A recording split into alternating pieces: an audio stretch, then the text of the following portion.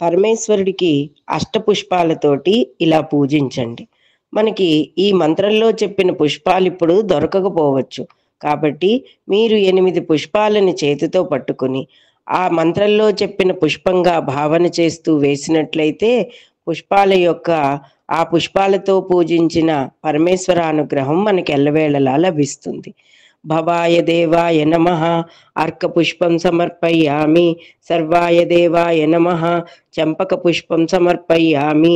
ఈశానాయ దేవాయ నమః పున్నాగపుష్పం సమర్పయామి. పశుపతే దేవాయ నమః నంద్యావర్తపుష్పం సమర్పయామి. రుద్రాయ దేవాయ నమః పాటలపుష్పం సమర్పయామి. ఉగ్రాయ దేవాయ నమః బృహతీపుష్పం సమర్పయామి. భీమాయ దేవాయ నమః కరవీరపుష్పం సమర్పయామి. మహతే దేవాయ నమః ద్రోణపుష్పం సమర్పయామి. అలాగే అమ్మవారికి కూడా అష్టపుష్పాలు సమర్పించండి. భవస్య దేవస్య పత్నే నమః అర్కపుష్పం సమర్పయామి.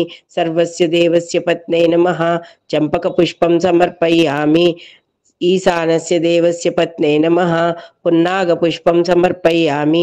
పశుపతిర్దేవస్య పత్నే నమః నంద్యావర్తపుష్పం సమర్పయామి.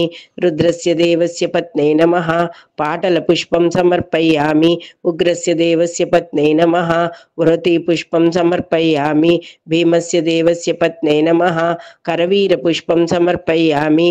మహతో దేవస్య పత్నే నమః ద్రోణపుష్పం సమర్పయామి. ఇలా పార్వతీ పరమేశ్వరులకి అష్టపుష్పాలు సమర్పించండి. పరమేశ్వరానుగ్రహం పొందండి.